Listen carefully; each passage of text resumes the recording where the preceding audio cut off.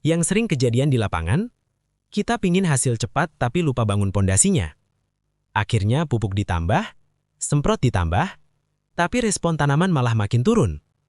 Tanah jadi capek, mikroba berkurang, dan unsur hara susah kerja maksimal.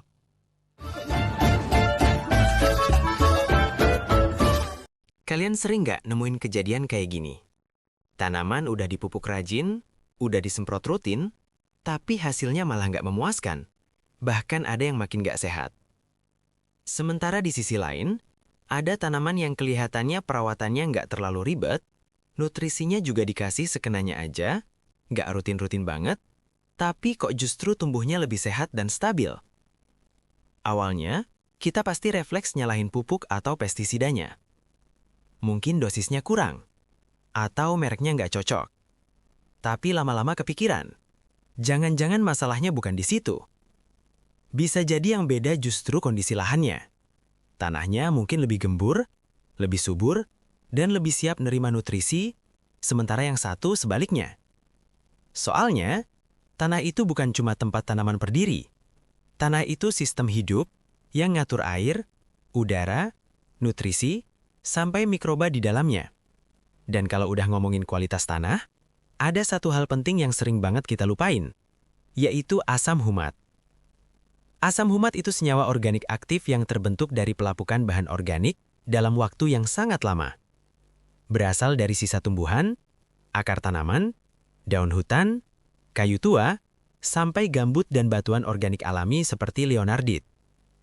Prosesnya bukan hitungan minggu atau bulan, tapi puluhan bahkan ribuan tahun, sampai akhirnya berubah jadi humus yang stabil.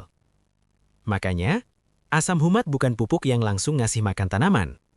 Fungsinya lebih ke benerin sistem tanah, supaya air, udara, nutrisi, dan kehidupan mikroba bisa jalan seimbang. Terus kenapa asam humat bisa bikin tanah jadi lebih subur? Karena dia kerja dari 3 sisi sekaligus. Secara fisik, asam humat bantu ngebenerin struktur tanah.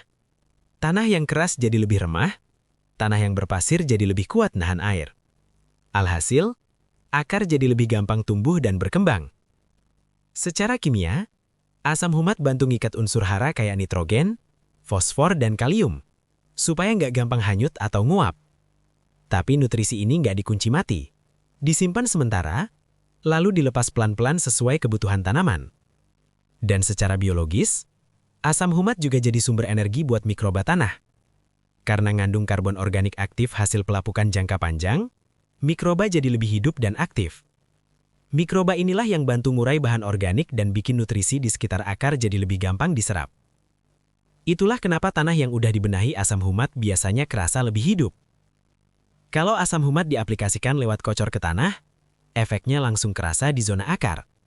Tanah jadi lebih stabil, akar tumbuh lebih panjang dan bercabang lebih banyak, dan nutrisi dari pupuk nggak cepat hilang. Hasilnya, pemupukan jadi lebih efisien dan pertumbuhan tanaman lebih konsisten. Sementara kalau diaplikasikan lewat semprot daun dengan dosis rendah, asam humat berfungsi sebagai pendukung metabolisme tanaman. Daun jadi lebih responsif buat fotosintesis, penyerapan unsur mikro lebih bagus, dan tanaman lebih cepat pulih saat kena stres ringan. Tapi ingat, aplikasi semprot ini sifatnya pendukung, bukan pengganti perbaikan tanah. Yang sering kejadian di lapangan, kita pingin hasil cepat tapi lupa bangun pondasinya.